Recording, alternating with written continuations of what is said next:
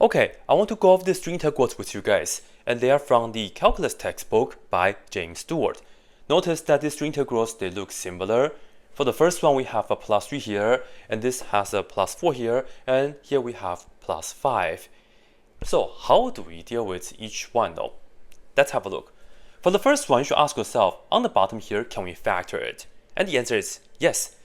We can factor the bottom to get x minus 1 times x minus 3. So we can do partial fractions. We will get some number over x minus 1 plus another fraction, some number over x minus 3, and then we will just have to figure out these numbers. To do so, we can use the cover-up method. Go to the original. Here we have x minus 1. We cover the same denominator. And now ask yourself, how can we make x minus 1 equal 0? We have to use x equals 1. So go ahead and plug in 1 into here. 1 over 1 minus 3, you will get negative 1/2. Plug in 1 into here, worked out. That's the number.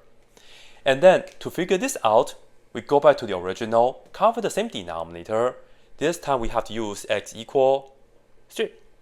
Plug into here, 1 over 3 minus 1, which is just a 2, so 1 over 2. And then we're pretty much done because this is just the number times 1 over x minus 1. We can integrate that. We get negative 1/2 times ln absolute value x minus 1, and then plus 1/2 ln absolute value x minus 3, and we're all done. Put plus c. That's it. Moving on to the next one. Once again, look at the bottom. Can we factor it? Yes, and this time it's a little bit different because we get x minus 2 times x minus 2, right? So it's x minus 2 squared.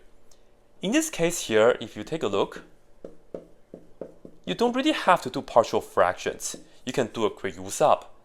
Let u equal x minus 2, and notice du is the same as dx. So that is integral 1 over u squared. Dx is the same as du.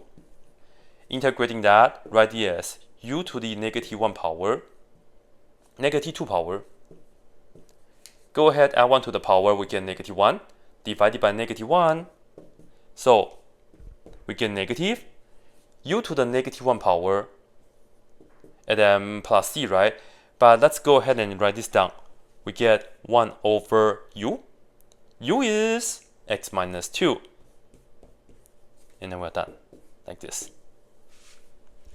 Finally, when we have a plus 5, and if you try a little bit, you are not going to be able to factor it with real numbers. In fact, this quadratic is irreducible. Let's have a look though. Isn't this very similar to that? When we had a plus 4 here, this thing was a perfect square, but now this is a plus 5. Yeah, so the key right here is that we are going to complete the square. We are going to break down this 5. So this is x squared minus 4x. Let's break it down as the 4 here, and then plus 1 like so. And in case we didn't do this earlier, well, in order to complete the square, you are going to take half of the coefficient of x. Half of negative 4 is negative 2. Square that, you get 4. So you have to have this 4. And make sure when you do that, the coefficient of x squared is a 1. So to proceed, notice the first 3 terms is just the perfect square, x minus 2 squared, and then we have the plus 1. And then technically here you should do a use up. Let u equal x minus 2. du is the same as just dx, because the derivative of that is just 1. So that is the integral 1 over u squared plus 1. And this is du. Integrating this, you get inverse tangent of u. And u is what? X minus 2. Done. Just like that. Which one did you like the most?